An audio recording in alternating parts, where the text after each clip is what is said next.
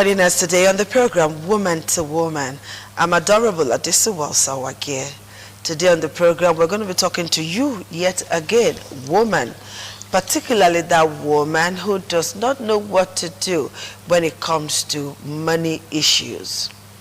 Some women work very hard, but yet cannot account for what they earn every month.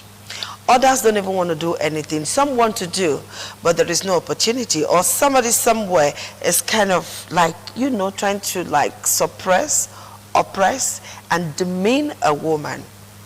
Often the time you hear women cry about money, money, money, money, money. And they say women like money. Yeah, I like money too. But today we want to teach you, I want to talk to you about the importance of being financially independent. So joining me today is a beautiful woman that I love so much, a sister and a friend. She's a mentor, and of course she does quite a number of things for herself as a woman, for other women and women generally, and of course some men too and young boys. She does quite a number of things for them to uplift them, to make them very important in the society. She's a woman you want to be with. Join me as I make welcome Engineer Dr. Mrs. Queeneth Adisuwa Kingsley Omoyibo. She is a lecturer at Igbinedion University, Okada, here in Edo State. Nice to meet you again, and thank you for finding time to be with us here, because you're so busy. I want to be as busy as you are.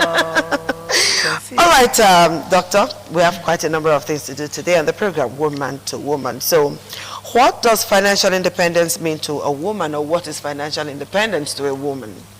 Wow. Thank you for having me. I'm really delighted to be here. First of all, every woman needs freedom when it comes to finances. And when you say financial freedom, financial independence, independence means being able to do things on your own. And so being able to do things on your own with your own money. Okay. Finances, money, independence is doing things on your own. So when you're financially independent, you can be able to do anything you want to do with money on your own. And even when money is being... Without seeking permission from anybody? Without seeking permission. Sometimes you need to seek permission because you are under an authority, which is your husband. And so I would like to define financial independence as living a debt-free life. A life where you don't owe debt. Okay. And even when you owe debt, you pay on time, so that those who are owing that debt will not be feeling inconvenienced and will not come out to now become arrogant and insult you. And so as a woman, you also, financial independence can also make you have a sense of responsibility. You know, it can also make you boost your morale. It can also make you take good decisions, and then you do not depend on anybody. The only person you are allowed to depend on as a woman and as a married woman is your husband. And to a large extent, it should not be what we call parasitism in biology those days. You don't depend on him in a parasitic form. You know, you should be able to cushion the effect where you see that things are not going too right and you see pressure is too much on the man. Come out and help to cushion the effect. You know, a lot of times when men run away from home, or when men become frustrated, it is because nobody is cushioning the effect for them. They are the only ones to pay school fees, they are the only ones to feed the home, they are the only ones to take care of the wife, they are the only ones to take care of everything. But sometimes we as women, if we are financially independent, we don't take the man's responsibility. Please mind that word. You only just help to cushion the effect, because you don't play the man's role. Everybody has their role. In those days when we're doing social studies in school, we say, what is the role of the father? What is the role of the mother? Of course, we know our roles as mothers. But 2022 and onwards, sustainable development goals, gender inequality, gender balance, we are trying to see where we do not put all the load on the man's head. We try to cushion the effect. And even when we are cushioning the effect, the men too should not take us for granted as women. Oh, thank you very much, my wife, I appreciate. And you, the woman, don't boss the man. Like my daughter would say, don't booga for the man, because he is the man. A man is a man. But unfortunately, when some women have money, they do that to a man. They want to take the role of a man. They boss the man around. You cannot boss your husband, because the Bible says he is your head and you are just there to be the helpmate. And as the helpmate, you are an assistant in the house. You know, you have a director, you have assistant director. Even when the woman is the breadwinner?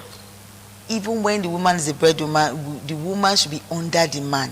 The woman should push the man forward and be behind. A man is a man. Women, a man is a man, oh. You should give him that space.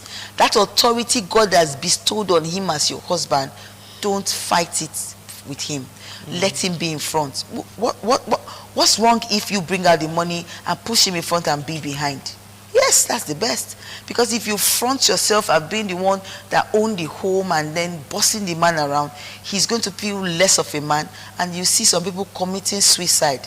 Don't you ask yourself, why is this handsome man committing suicide? The other day we saw a banker, very handsome. If you see his CV, speaks loudly, but he committed suicide. Why? The wife was frustrating him with so many things. You know, we women, our mouths are very sharp. And men don't like when we tell them words that are really hurting. And then you tell the man, go away, you can't do anything, you're less of a man, don't you see your mate? And all those kind of words can make the man think. And such thinking can even depress him and even make him, want to commit suicide. So please, and another way we talk about financial independence for women is to tap into our investment and do budget. Look critically into your budget and your saving and how you spend. If you are the type that you have money and you spend it all, you are not financially independent. But if you're the type that you have money, you don't spend it all, at the time that money is needed, you're able to bring it out. And that's what we call the rainy day money. That's when you are financially independent. And when you're financially independent, it's not only for the women alone, even men that are already financially independent because of the role they play as the head of the home. We only just secluded the women now because we are not the head of the home.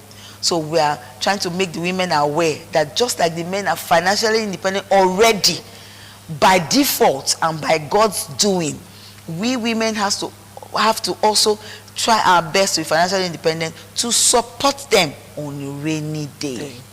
So what other reasons do you have to tell us why a woman should be financially independent? Oh, for why? There's a lot of reasons. Why should a woman be? Because sometimes most women are perpetually poor.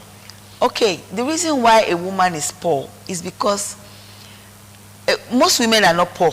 Let's do it like that. The reason why any woman should be poor is because you are not in control of your life. If you are in control of your life, you cannot be poor. Why should we be financially independent? One, you should claim that right as a woman to be able to help in the house when there is no money. Why should you be financially independent? To give you confidence. Why? To give you credibility. You're not a debtor, so you should be able to keep some money.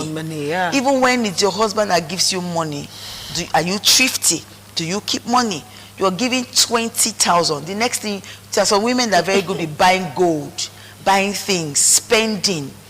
See, women out there, if you're the type that like to buy, you don't save, on impulse, you have a very big problem. Don't spend on impulse. Always have a budget. Always have a plan. Always have a to-do list. Always work towards what you want to do before doing it. Don't jump at buying anything. I personally don't jump at buying things. There was a time my wristwatch got bad. I was trying to open the door of my car and I slammed it. I felt very bad because I didn't have a budget for it. I didn't go with a wristwatch for like 4 days. And I'm very good with time because I'm a lecturer. So I'm very good with time, and so I had to go get a wristwatch. I saved for it. Yes. I saved for it. I found out time for it to go and buy it. And I went round to source for the price before I eventually got this wristwatch. Yes. So you don't jump at doing anything. And when you are a very good planner, as a woman, if you want to be, why we should be financially independent is what we're talking about now. Yeah. If you're a very good planner, you are able to plan your financial life, you will be financially independent. And for financial independence, you call that financial empowerment, financial freedom. When you are empowered, you are given the license to freely operate. That's empowerment. And so achieving financial independence, you have to set financial goals. You don't jump at anything. You have to have goals. If I want to get married, I have to have my goals. The goals will be, okay, I'm marrying in 2023. I'm going to have 5 children, or I'm going to have 2 children. Why am I having those 2 children? Because I just want to take good care of them. Then part of my goal is to work as a woman to support my husband. Another goal I will have is to develop myself when it comes to school, education. You know, you should have goals. And that is why you should also have financial goals. Your financial goals could be, in 2023, this is what we want to do with money. This is how we want to help the children with money. This is how we want to develop the children. You should have financial goals. As a woman, you cannot have financial goals when you don't have money. And so how do you have money? So you need to also plan towards that. You know, and you have to plan. When you are making big purchases, you need to plan. You don't jump at it. And then, do you know that this December, that most women, today is December 11th, right? Most women at December times bother their husbands for money, for clothes for children, for clothes for clothes for themselves, and not even bother about clothes for the man. For the man. Yes, that's the truth. Yes, Queen says so. It's true. And so, how do you stop all of this? You start to plan for Christmas before the ember months, because before the ember months, things are still relatively cheap.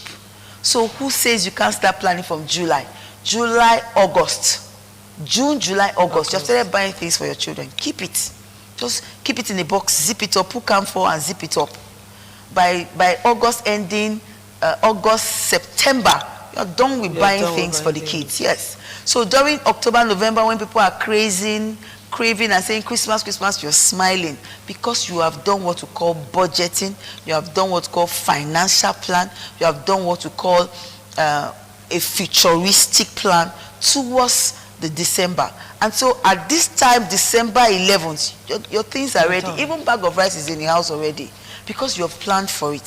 So if you don't plan, you will see people doing the last minute thing. I am not a last minute kind of person. I'm very futuristic and I plan. I did a travel somewhere not too long. I started, the travel was done in November. I started planning for it in February. And at September, this was our again knows, I was already done with my plan. And in November, I embarked on my journey. So if I didn't plan for that, both financially and otherwise, by November, if anything gets disrupted, I will be thrown off balance. So anything you are doing as a woman financially, do not be thrown off balance. Let me tell you how you can be thrown off balance. For example, the man just comes home and says, get out, pack your things and leave this house. We see it in home videos. It happens in real life to some people that do not speak out. We eventually hear it, we eventually see them, but we can't share their stories because they will feel we are narrating them. But the truth is, if a man comes home today and says, get out of this house, pack your things. I'm so done. I'm done. I'm done and dusted with this marriage, leave. How can you cope? If you are the type that does what we call a thrift collection thing, you keep money, every day, every 2 days and all of that, you'll be able to say, okay, I'll call my family, let's talk about it. But if you're to leave the house that night, you have money to take your things out. But if you're the type that you're not financially independent, you do not even care to keep money aside, you will be crying and begging for and get caught in the rain. And get caught in the web, absolutely. So if another way of achieving financial independence is to keep your eye on the credit score. What is the credit score? The credit score is knowing that there's money somewhere that you keep, and that's your credit score. So if you keep your eye on it, anywhere your heart is, there your treasure is. So if you keep your eye on the credit score, you never go broke, you don't beg, you don't go into debt, and then you're always financially independent and you cannot be caught on the web. So how is a woman going to keep this all up? Okay, you can do that. How? You have to be educated. A woman should be educated. Even if you are an illiterate, there's some illiterates that are very intelligent. I call them native intelligence. They even know something past those who go school. Permit me to use pidgin English. Please yes. do. In as much as we are passing the message. Women in the market, you know the way they are very financially independent, the women in the market. what do? They form a group where each person brings a particular amount and it goes round. So when it gets to their turn, before it gets to their turn, they've already planned what to do with it. Maybe in the house they don't have a washing machine, so when the money comes to them, they get a washing machine. Maybe in the house they don't have the children don't have school bags. When the money comes to her, she gets school bags for her children. So the market woman, the average market woman, is very financially independent because she's a good planner. She will never be caught in the web, never, because she arranges her financial plan. She has what we call a credit scorecard. Do you have a credit scorecard? You looking at me, you need to have it. I have a credit scorecard. What is that? A particular small amount you keep somewhere for the rainy day. That's your credit scorecard. And then how do you become financially independent? Is to prepare. Some of us women who do not prepare, we just leave body like that. Bah. No. You have to be financially prepared. How do you get financially prepared? Let's say, for example, your children are going to even primary school, and then your husband comes home and say, the money I was expecting, I couldn't get it. Then they say like that. Okay, when the man comes and say he couldn't get it, what stops you as a woman? As a woman. Because you have a credit scorecard, you are keeping your eye on somewhere. Honey, don't worry. I can pay junior school fees this term, but next term, let's try our best. You say, yes, my wife. And you pay. The man is happy. My husband does not love me. My husband is always beating me because you do not contribute to the home. If you contribute financially, you follow him up financially. You are always there for him. Anytime he has problem, you're always there to help to solve it. He will never hate you. Yes, he will be there for you financially as well. On a draw, according to Pidgin English. And each time you're always there, he is always there as well. And how do you become financial? You have to invest. Yes. You have to invest, and you have to evaluate your spending. How do you spend? If you spend carelessly, you cannot be financially independent. You have 50,000. You finish the entire 50,000 and say one life to live. No, don't do that. Learn how to spend wisely. If it is not necessary, don't spend. If it is not absolutely necessary, don't spend that money. It should be something you need, not what you want. It is something that it is very exigent for you. It is something you must have, then spend on it. But if it's something you do not need, if you have 3 shoes, and you know those shoes are still very, very sound, you don't need another shoe. What if the shoes are no more fashionable? If the shoes are no more fashionable and you know they are not, then try as much as possible to clean up those shoes, sell them for second-hand value, and get money from it, add to it, and get another shoe. If you cannot sell them, then give them to someone that will appreciate them and get yourself another shoe that you feel is fashionable. But that you have 3 shoes and you're getting more 3 shoes, and you see somebody sitting down and looking at the shelves, oh, I have 56 shoes. That person must be crazy. Yes. Why should you have 56 shoes when someone out there does not even have 2? So you should have shoes that you can wear. Okay, those 56 shoes will be occupying space in your home, and then rats all over the place. How many do they really wear? How many can you wear at a time? So financial independence for women, you should not even have more than 3 or 4 shoes. Somebody say, Dr. Queen, yes. The shoes you know it's okay for you, it's just okay. Okay, you want to have pink, purple, brown, green, different colors. So much, for goodness sake. You do not need that. If you want to be financially independent, you should be prudent. Look at the word prudent in the dictionary. Prudence means to not spending recklessly. Prudence means keeping your eye on the scorecard. And lastly, when you evaluate your spending, you must budget all the time. What is budget? You want to go to the market, you don't write a list. You just jump at the market and start pricing and start buying. You are not financially independent. What does it take to be financially independent? A woman that budgets. And what is a budget? A budget is a financial statement you write down. You work towards it.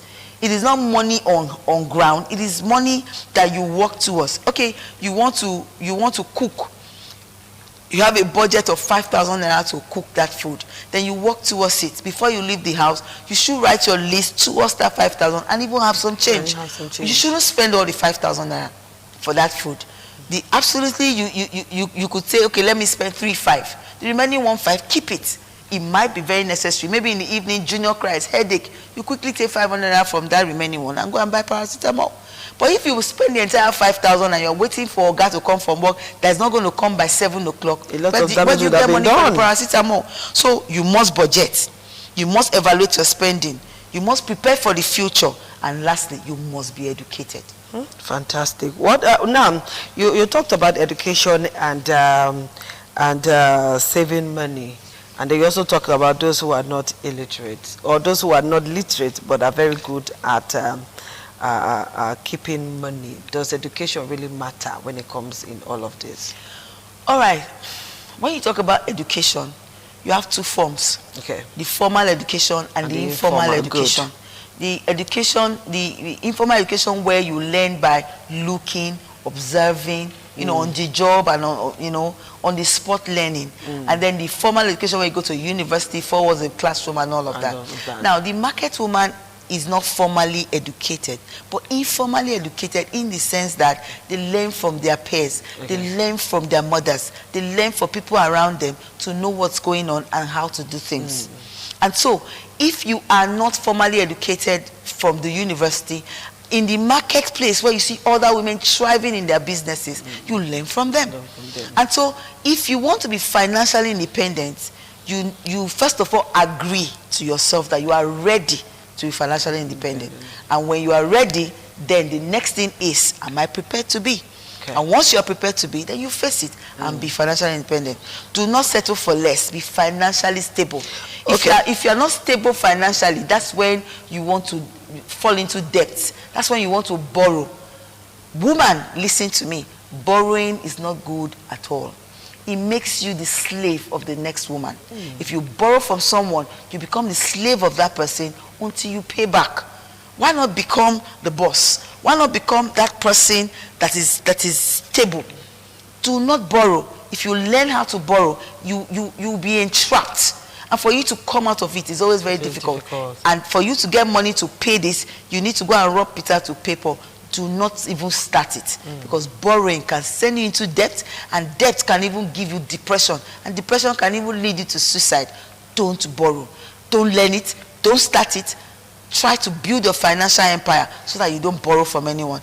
And embrace change. When you see the way things are going, okay, you could do thrift collection, you could do all those things, things that can bring about change, that can make your financial life change from good to better, better to best. Be confident about your looks. Some people want to go and buy things unnecessarily because they're not confident about their looks. If you're confident about your looks, you will not want to get more. Oh, I want my lips to be, I want my cheeks to be purple. I want my lips to be black. I want my eyes to be this. Be confident about your looks and be responsible for your happiness. Once you're happy, you will not want to be a borrower. Rather, you be someone that is financially stable. Because the Equal Credit Opportunity Act of 1974 allows women to be fully in charge and to manage their personal finances and to apply their finances without anybody bothering them. So be a woman that is financially stable. Okay, time is not our friend now, Doctor. Shall we quickly set some rules? Maybe 1, 2, 3 rules, and then see how we close up this session. Oh, rules. Yes. Okay, quickly, there are rules in another 2 there minutes. are rules for financial independence. 1, understand where you are presently. Okay. Know your status. Do I have money? Can I cope with the money I have right now? Okay. Put down on paper your goals. What are your financial goals? Track your spending. Don't spend carelessly. Track it. Then pay yourself first before you pay anybody. Okay. Yes. Yes, if I get some money, the first thing I get myself a very beautiful dress, a very beautiful shoe, before I say I want to buy anything for anybody else. Love yourself. Pay yourself first before you pay anybody. And then spend less. Pay off your debts. Do not be a debtor. Always keep your career moving, and then whatever is giving you money, keep it moving. Additional source of income is very important, and you must budget. Wow, Dr. Omoyebo, should I ask you more questions on this session? No, I know if I ask you, you will give me an answer, but unfortunately, our time is up. You've said it all, so let's just, one good word for that woman out there who is watching so that we call it a wrap. Oh, that woman out there, be contented, financially be independent, always budget, spend less, love yourself, pay yourself first, be the best of who you are, don't be a debtor. Wow. yourself. I don't have any other thing to add, because that woman out there, if you are wise, then you will know what to do. Thank you, doctor, for finding time to be with us. Thank again. you very much. We're going to see you again next week, honestly, because we have quite a number of things to do. All you, right, people. A word they say is enough for the wise. Have yourselves a good time. Bye-bye.